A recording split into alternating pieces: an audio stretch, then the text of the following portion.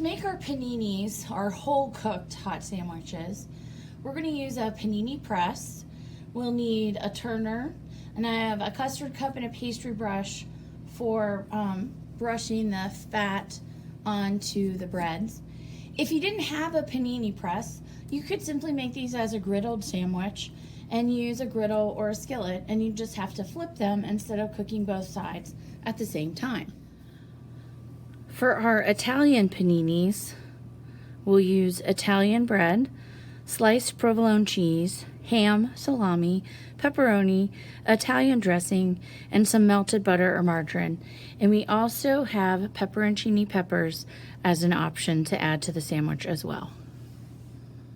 So to make our Italian paninis, we're going to brush one side of each piece of Italian bread with melted butter. And we're going to brush the other side of each piece with Italian dressing. The Italian dressing will be the inside side of each piece of bread, and the butter will go down on the griddle side, so come in contact with the metal plates. So we're just going to brush butter on the outside. So I put down a piece of wax paper so I can get everything prepped, and I've stacked my meats and cheeses together to help make this go a little more quickly. My panini press is preheated on a medium heat. So now that my butter is on bread, I'm going to flip it over and put it on Italian dressing on the inside.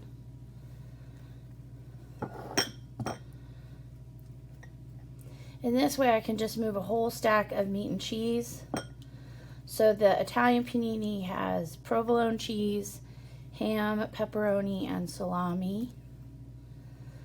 And we're going to cook it until the cheese melts. If you didn't have a panini press, you could easily do this on a griddle or in a skillet. And then you do about 5 to 7 minutes on each side. Again, a medium heat. If it starts to cook too fast, turn it down to medium-low. And remember, medium heat is a 5 or 6. Medium-low would be a 3 or a 4.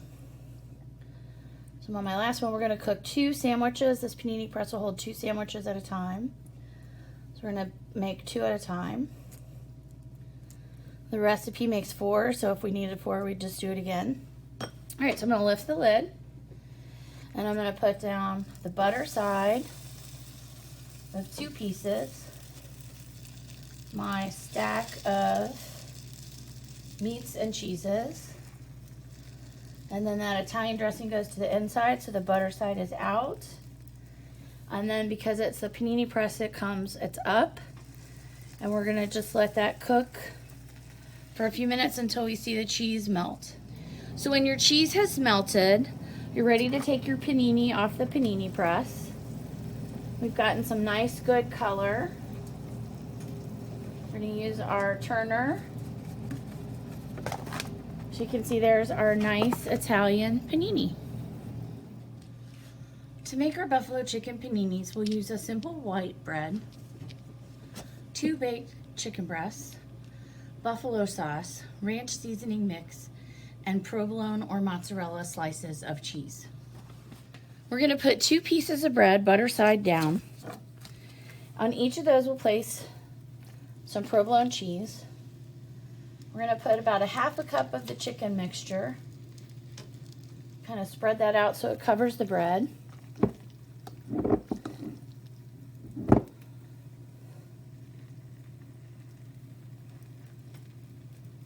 Try to keep it contained to the bread itself.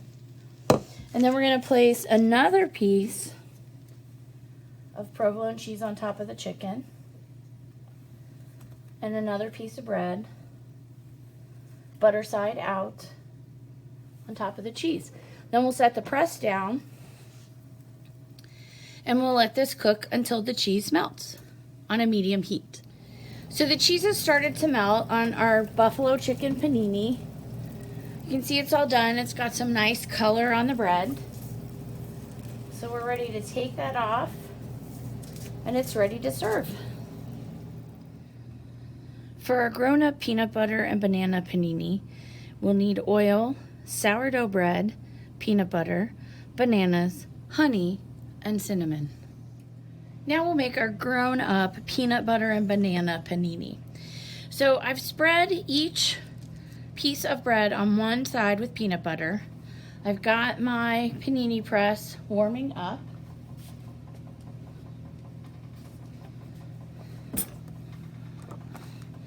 Now we're going to take half of our bread and line bananas. Evenly distribute the bananas between our breads. Should be able to get some good coverage though.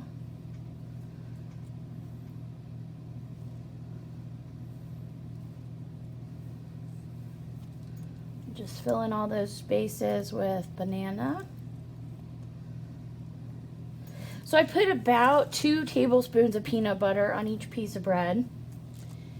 So I want to make sure it covers it edge to edge, not too thick, but not see-through on the bread either. It's a nice balance. Again, about 2 tablespoons per bread slice. It's going to get you what you need. Fill in with a couple of these banana slices. All right, so now the next thing we're going to do is we are going to take that honey and we're just going to drizzle that lightly across our banana slices.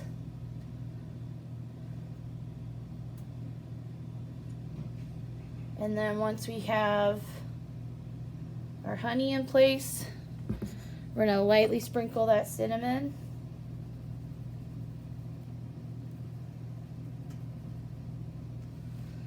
And then we're going to take a peanut butter bread and put it peanut butter side in.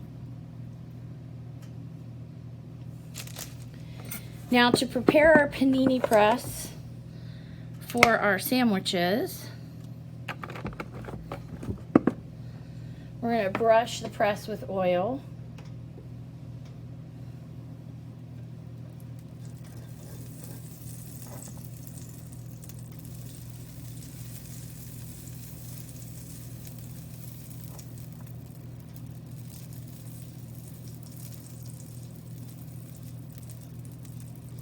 For the bottom. Then we're going to place a sandwich on each half of the panini press. And then for the tops, we'll just brush those bread slices a little with the oil.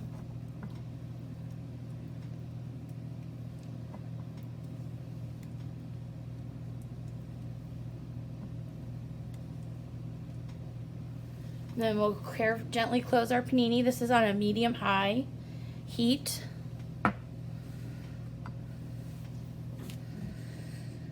And we're just gonna grill this on the panini press until it's golden brown. Again, if you didn't have a panini press, you could certainly put this on a griddle and that would not be a problem at all. So now after a few minutes, our grown-up peanut butter banana sandwiches have some nice color on them. You can see the peanut butter has gotten nice and melty. And they're ready to eat.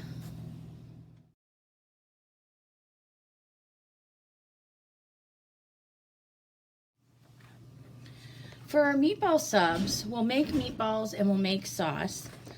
For our meatballs, we'll need ground beef, onion, fresh parsley, Italian breadcrumbs, eggs, Parmesan cheese, fresh garlic, garlic powder, black pepper, and salt.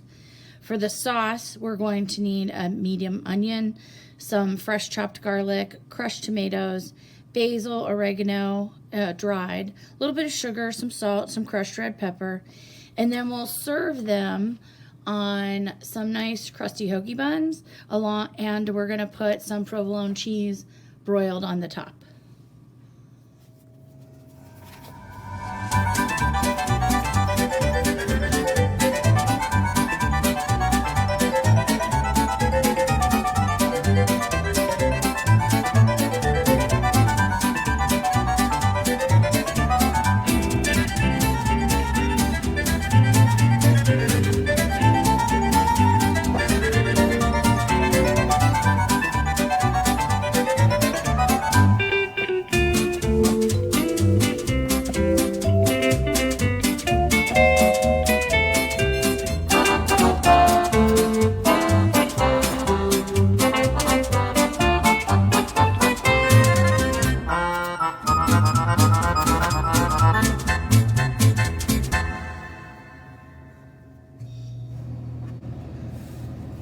Now that our meatballs for our meatball hoagie or our meatball sub are all rolled, we're gonna put them in a 410-degree oven for about 10 to 12 minutes or until they've browned. And while those are in the oven, we'll make our sauce.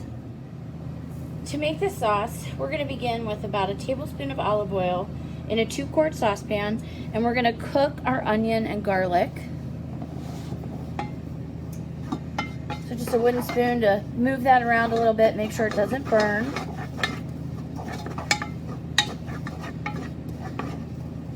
And then before I turn to the burner on, I already measured all of my spices, which you can see here. They all go in at the same time so they can stand by in the same container. So that cup has a tablespoon of dried basil, a tablespoon of dried oregano, a teaspoon of sugar, a half teaspoon of salt, and a half teaspoon of crushed red pepper. If our sauce looks a little too thick when we're finished, we can always add a little bit of water, but I would suggest that you add the meatballs to it first to make sure that you don't water it down too much. However, if you did, you could always just let the water evaporate a little bit before you served.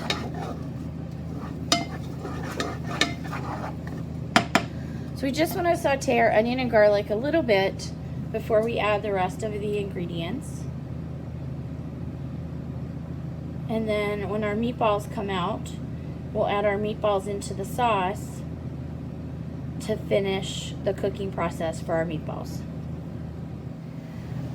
Once the onion and garlic start to give a really good aroma, they start to get a little more translucent in color, then we're ready to go ahead and add our other sauce ingredients. We're going to start with the tomatoes.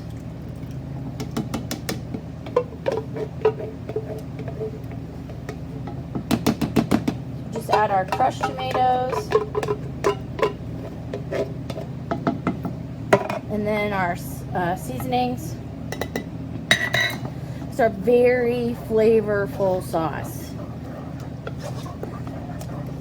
So now we're just gonna let that continue to cook on a medium heat, keeping an eye on it and stirring occasionally until we're ready to add our meatballs. Now that our meatballs have browned, we're ready to put them in our sauce. This way, not only will they finish cooking, but they'll pick up some super flavor from the sauce. So when we put them in our sandwich, they'll taste really great. Now, the nice thing about a sandwich like this with a hot filling is the hot fillings can be held warm. In a commercial kitchen, they would actually go in a warmer. But even in your own home, you could have these in a pan on a low heat on the stovetop or in a crock pot. So they stayed hot, and then when people were ready, they could just come and put them on the bread that you'd arranged for them. Today we're going to do a hoagie roll, but these would even be great on hot dog buns or Hawaiian rolls, little slider buns. If you wanted to serve them in smaller sizes. There's a lot of options. So we're going to go ahead, we're going to gently move our meatballs around in the sauce because we don't want to break them up. We want to still have meatballs. And then we're just going to let our meatballs simmer for about 15 minutes in our sauce. And you can have a lid on or lid off. Lid off, you're going to have to keep an eye on it, make sure it doesn't dry out too much. Lid on, you want to make sure that it's not too liquidy. So now we'll put the lid on and vent it and let that cook for 15 minutes. Now we're ready for the finishing steps on our meatball sub. So we're just going to take our meatballs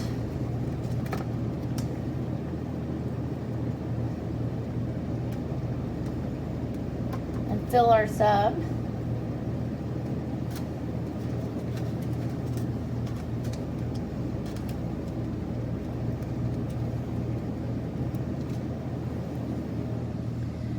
can add a little more of the sauce.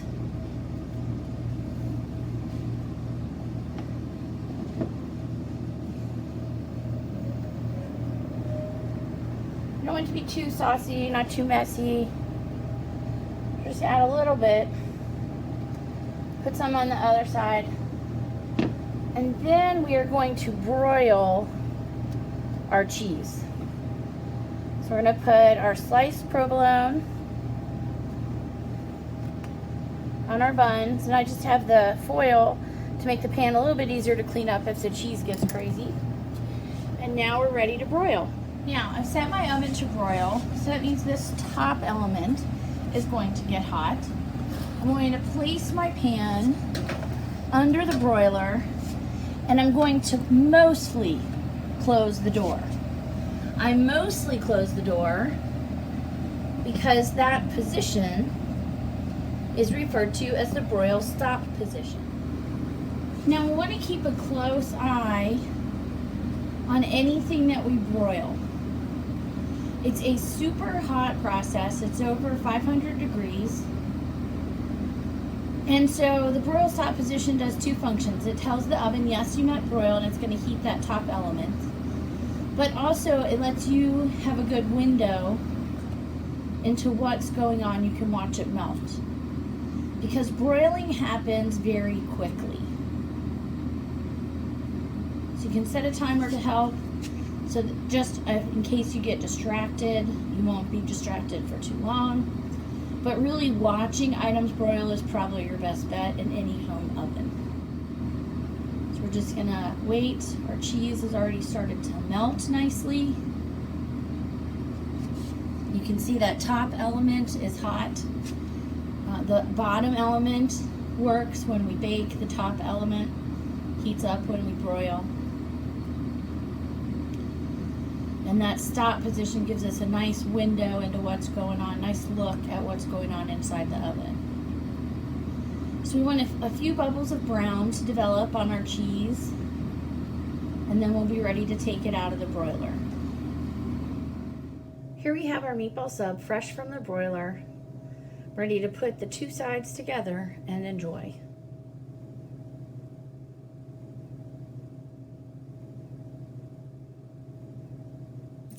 For our egg sandwiches, we'll use eggs, bacon, American cheese, simple white bread, mayonnaise, and lettuce. For our egg sandwich, we're going to begin by frying our bacon until it's crisp to put on our sandwich, and then we're going to cook our egg in the bacon grease from the pan. And then we'll add it to two pieces of toasted bread and a slice of cheese and a little bit of lettuce. So we'll start with the bacon and we'll go from there. Now that our bacon is cooked crisp, we're going to take that out of the pan and let it drain.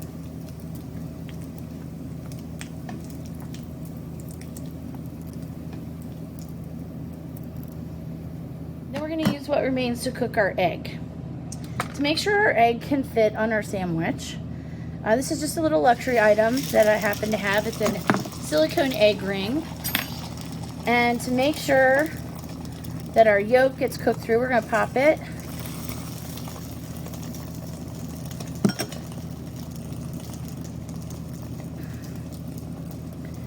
We're going to cook our egg. And the bread is in the toaster.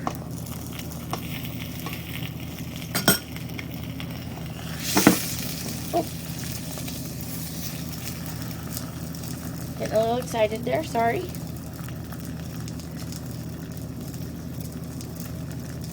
So once the egg is pretty well in shape, we'll go ahead and we'll remove the silicone egg ring.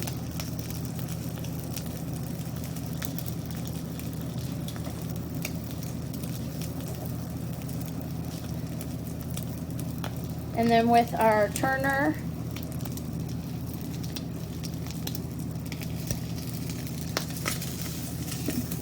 flip our egg, let that side finish, and we'll be ready to assemble our sandwich.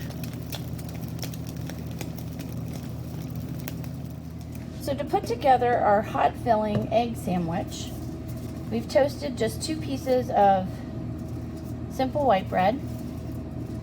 And we're going to put some mayonnaise on each of those.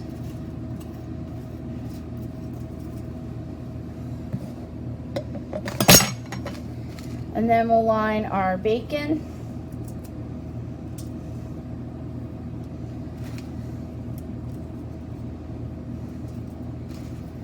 On both pieces of bread. Our cheese and our lettuce. And then we're going to add our egg.